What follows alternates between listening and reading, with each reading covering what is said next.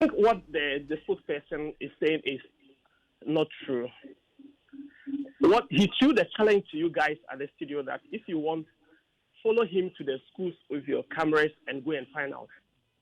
And I can bet my last peswa, including my haircut, that there's no school in Accra here, boarding house, that have any supplies. Indeed, the precinct that he's talking about as a distribution center have nothing to write home about. So you can imagine if precinct, which is the distribution center, doesn't have anything. What about the satellite schools and those even outside Accra? Question should be calm enough and accept that there's a lot of challenges with this feeding program. And then let's all fight together as a community and as a country to help. This free SHS is not really working. These boys are at their teen age. This is the time that they need nutritious food. But what are we feeding them? Porridge in the morning, porridge in the afternoon, porridge in the evening. Without sugar, without bread. The schools have received flour without margarine or butter. How do they bake? They have rice and beans without oil, without gari. What are they going to eat? Please, let's humble ourselves and all have a reflective and sober reflective to at least understand the situation and allow parents to help. PTAs are not even allowed to contribute. If you are a school and you allow PTA to even organize food for the school, the headmaster will be victimized. These are fair, they are things on the ground. The headmasters are indeed afraid. Matrons, logistics people, everybody is afraid to talk. It's we, the parents, who have to talk. And I don't know whether Kwesi can have any boy or girl in any of the SHS. Like Mamazi said, it's a clear thing happening. We are talking from our boys and girls who are in the school who are complaining.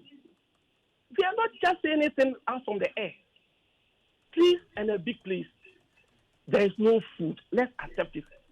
And then find ways and means to help.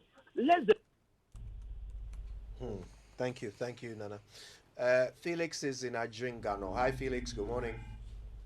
Good morning, sir. Thank you for calling us. It's a pleasure.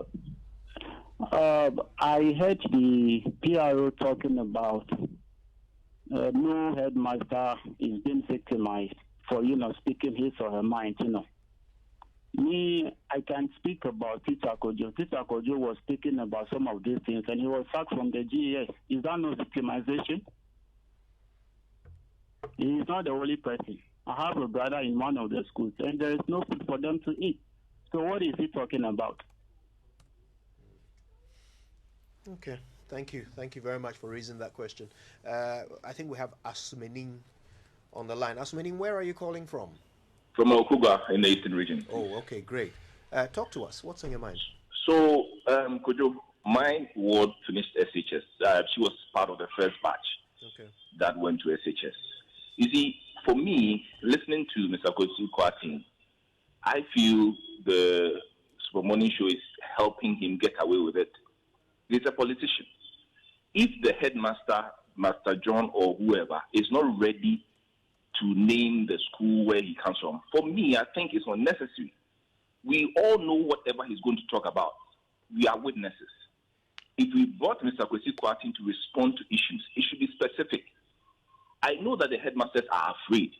So if they are afraid, we shouldn't bring them online or on air to come and say things so that Mr. Kwesi Kwarteng will say that if we don't know the specifics to how this works, it's true. What he's saying is true.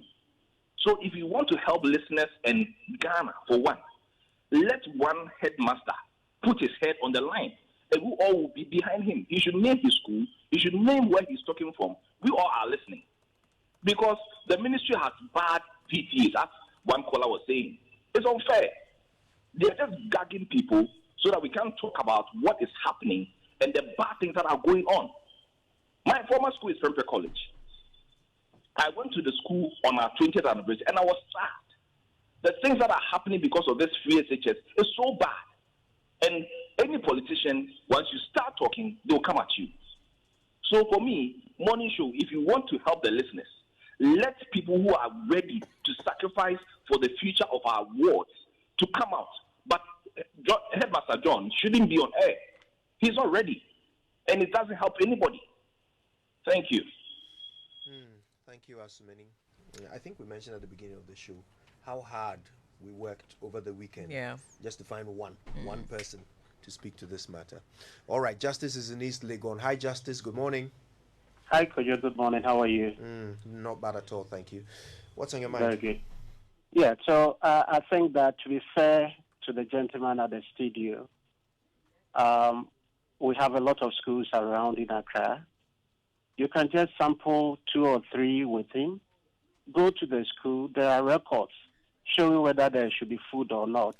And it settles the matter because for now he's arguing that whoever you have called is a ghost. And I think that it's high time headmasters and mistresses become very bold and face this head on. They should not be shy. Parents will be behind them. And I think headmasters, we have chats. They should be able to rise against any unwarranted transfers because somebody has spoken. Because if we come and we hide behind calls like this and make calls, the government thinks that somebody is lying. And the problem is real. So I think it's high time we get to the bottom of this. Joy FM, go to Presec right now. There are records to be verified, and it settles matters so that we are fair to both parents, both headmasters, and the government as well. Thank you, Kojo. All right. Okay. Thank you. I think Justice is our last caller. We've managed to take about 5 or 6 calls. But the time shows that, look, if we want to get responses from the spokesperson, we won't have time for it. Mr. Kwarteng, we would like to ask you to come back tomorrow and address some of these concerns. Will you be able to do that? I will. I just hope that in a conversation where we indeed want favorable and fair responses, I would have expected that you also have made time for me to have at least given some responses to this one. Now, I mean, the impression is as though I was fighting a headmaster. But of course, I wanted to get the facts of the school so that to aid our work. But there's one interesting thing that I want to draw attention to. Remember, there is CHAS. That is a conference of heads of assisted senior high schools. Almost every week they speak out and they come out with their issues. So the impression as though headmasters are being victimized, headmasters are not cannot speak. Clearly, I mean, the evidence does not support that because CHAS has always been representing them as the conference of. They come out even as a stronger body and as a stronger unit. But for me, that is not the most important thing. What is most important is that, one, I assure parents that where there is challenges, we'll go and solve it. Two, I encourage media personalities like you that when you make, how do you call it? You want to cite instances of places where there are challenges. Support us with the names of the institutions so that we go and solve it. For me, those are the most important and most crucial points for me.